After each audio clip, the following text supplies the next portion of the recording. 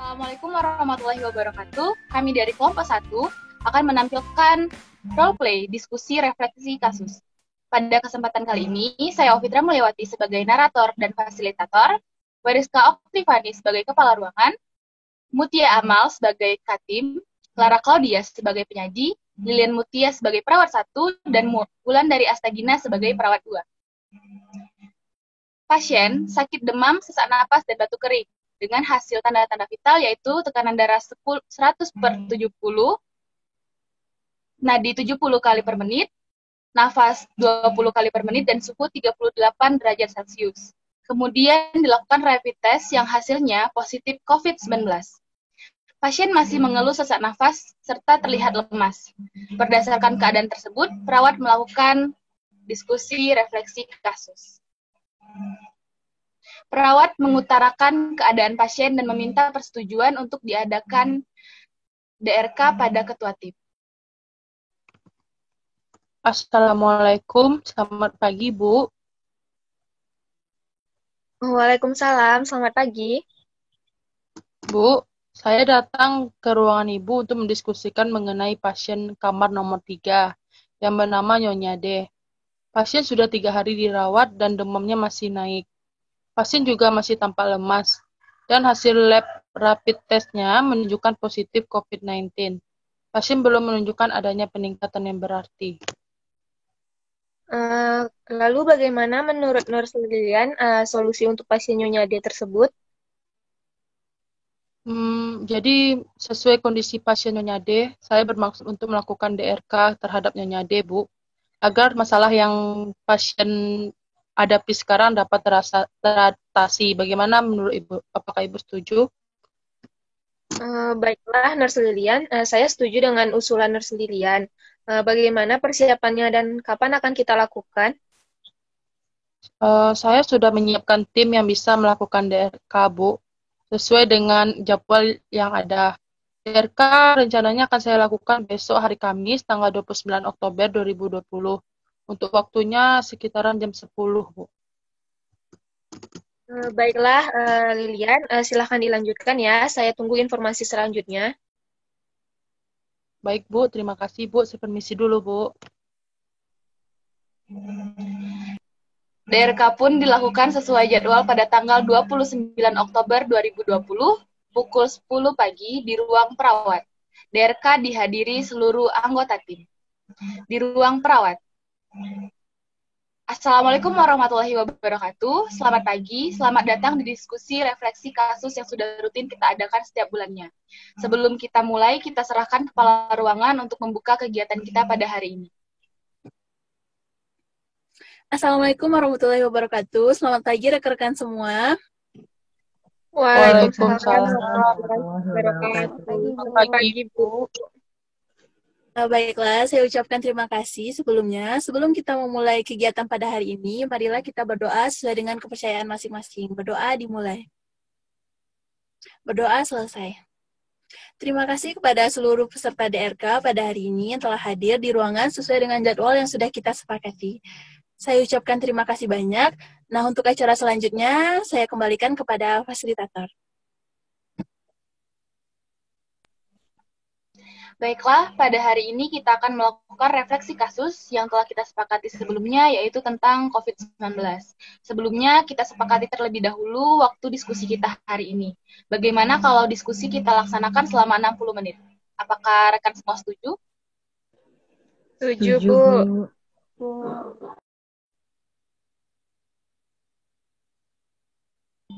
Baiklah, seperti biasa, diharapkan semua peserta dapat mengikuti diskusi dengan baik dan mengikuti perjalanan diskusi dengan aktif. Untuk acara hari ini, materi akan disajikan oleh penyaji selama 15 menit, dilanjutkan diskusi selama 30 menit, dan penutupan 15 menit. Pada penyaji, dipersilakan untuk menyampaikan materi. Baik, terima kasih kepada fasilitator. Assalamualaikum warahmatullahi wabarakatuh. Bu. Waalaikumsalam warahmatullahi wabarakatuh. Pada diskusi kali ini, kita akan membahas tentang pasien dengan diagnosa COVID-19, yaitu Nyonya D yang sudah dirawat selama 4 hari. Kondisi pasien masih demam, sesak nafas, dan pasien tampak lemas. Nah, COVID-19 adalah virus yang menyebabkan penyakit mulai dari gejala ringan sampai berat. Ada setidaknya 2 jenis coronavirus yang diketahui menyebabkan penyakit yang dapat menimbulkan gejala berat, seperti MERS dan SARS dari WHO 2020. Nah, untuk diagnosa keperawatan yang diambil untuk Nyonya D adalah ketidakefektifan pola napas, hipertermi, dan nutrisi kurang dari kebutuhan tubuh. Dari diagnosa tersebut telah dilakukan beberapa intervensi yang dilakukan kepada Nyonya D, yaitu sebagai berikut. Yang pertama yaitu observasi tanda-tanda vital untuk mengetahui keadaan umum pasien. Yang kedua, terapi oksigen dengan kecepatan 5. Yang ketiga yaitu pemberian vitamin. Selanjutnya, pemberian kompres hangat untuk membantu menurunkan suhu tubuh. Anjurkan pemakaian baju berbahan tipis dan menyerap keringat untuk menjaga klien merasa nyaman dan mengurangi penguapan tubuh. Dan kolaborasi dengan dokter untuk pemberian antipiretik dan antibiotik untuk mengurangi panas dan infeksi. Nah, selanjutnya untuk intervensi masalah nutrisi. Yang pertama yaitu jelaskan pada pasien dan keluarga tentang manfaat makanan dan nutrisi untuk meningkatkan motivasi makan. Selanjutnya, beri nutrisi dengan diet lunak, tidak mengandung banyak serat, tidak merangsang, maupun menimbulkan banyak gas, dan hidangkan saat masih hangat. Selanjutnya, berikan makanan yang bervariasi agar pasien tidak merasa bosan dan nafsu makan pasien meningkat. Selanjutnya, sajikan makanan dengan sedikit tapi sering untuk menghindari mual dan muntah. Dan selanjutnya, anjurkan menjaga kebersihan mulut untuk menghilangkan rasa tidak enak pada mulut dan meningkatkan nafsu makan. Dan kolaborasi dengan dokter untuk pemberian antasida untuk mengurangi rasa mual dan muntah. Nah, itulah intervensi yang sudah dilakukan kepada Nyonya D. Tetapi sampai saat sekarang belum ada peningkatan yang berarti dari pasien. Nah, baiklah itu saja yang dapat saya sampaikan terkait kondisi pasien. Saya kembalikan kepada fasilitator. Baik, langsung saja jika ada yang ingin disampaikan dari rekan-rekan, silakan untuk menyampaikan satu persatu. Baiklah, saya ingin menanyakan terkait sesak nafas yang dialami pasien tersebut. Yang pertama, apakah sesak nafas pasien tersebut bertambah atau sudah berkurang? Kemudian, bagaimana demam pasien tersebut? Pasien dengan demam yang tidak kunjung turun, kita harus waspada dan hati-hati. Masalah yang bisa timbul dalam dua hal tersebut apabila tidak segera ditangani akan menyebabkan penurunan kesadaran kepada Nyonya D.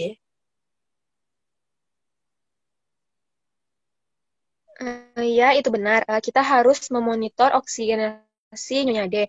Kemudian Nyonya D demam, kita harus mengompres dengan benar.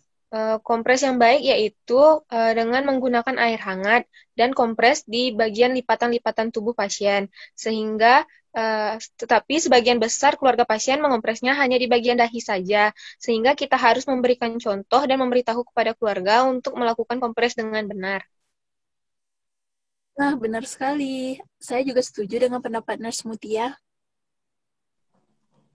Iya, saya juga setuju dengan usulan tersebut.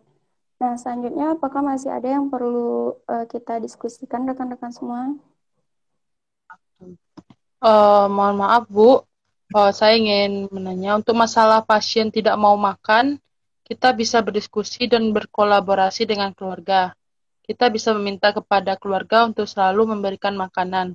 Sedikit demi sedikit, tetapi sering kepada pasien yang masih sulit makan dan menelan. Dan juga mengajak keluarga untuk mendorong pasien agar mau makan. Nah, benar sekali. Untuk diet pasien itu adalah diet lunak rendah serat. Itu biasanya petunjuk diet yang dianjurkan oleh dokter itu antara lain itu yang pertama tuh ada makanan yang cukup, itu seperti cairan, kalori, dan vitamin serta proteinnya. Dan tidak mengandung banyak serat, tidak merangsang dan tidak menimbulkan banyak gas, serta makanan lunak yang diberikan selama istirahat. Ada juga yang mengatakan makanan rendah serat dan rendah sisa. Maksudnya rendah sisa ini bertujuan untuk memberikan makanan sesuai kebutuhan gizi yang sedikit, mungkin meninggalkan sisa sehingga dapat membatasi volume feses dan tidak merangsang saluran cerna. Baik, terima kasih Nars Mutia atas masukannya. Nanti saya akan diskusikan lagi dengan ahli gizi. Untuk makanan-makanan yang dianjurkan kepada pasien Nyonya D itu bagaimana? Baik, Bu. Untuk makanan yang dianjurkan kepada pasien Nyonya D tersebut adalah yang pertama ada sumber karbohidrat seperti beras tim, kentang rebus, dan tepung-tepungan di bubur atau di puding. Juga ada sumber protein seperti tahu, tempe, telur direbus, daging, ayam yang direbus sampai empuk. Dan ada juga sayur-sayuran seperti berserat rendah seperti buncis, bayam, labu siam, tomat, wortel, dan sayuran yang bisa ditumis atau direbus lainnya.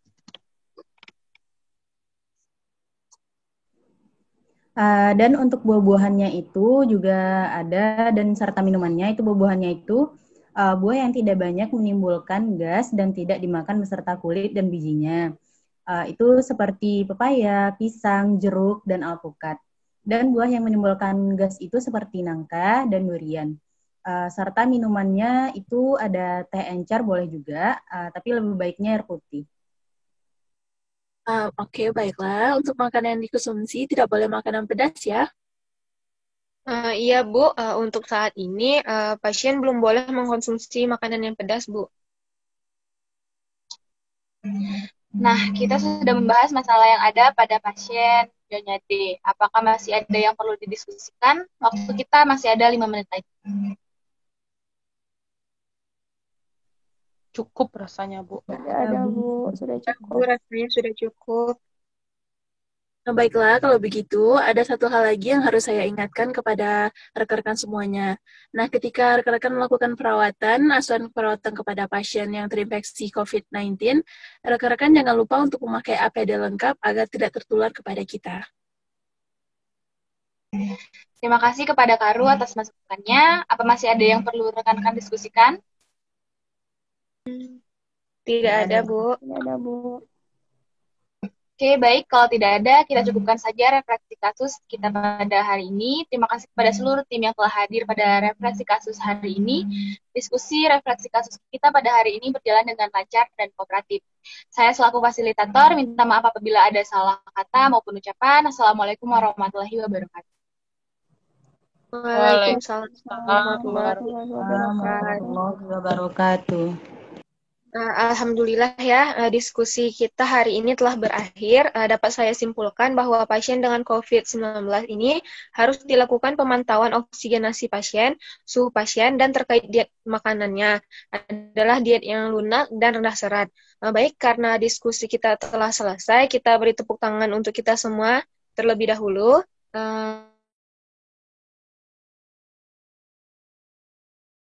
Kali ini. Wassalamualaikum warahmatullahi wabarakatuh. Waalaikumsalam warahmatullahi wabarakatuh. Sekian roleplay dari kami. Kurang dan lebihnya kami mohon maaf. Wassalamualaikum warahmatullahi wabarakatuh. Assalamualaikum.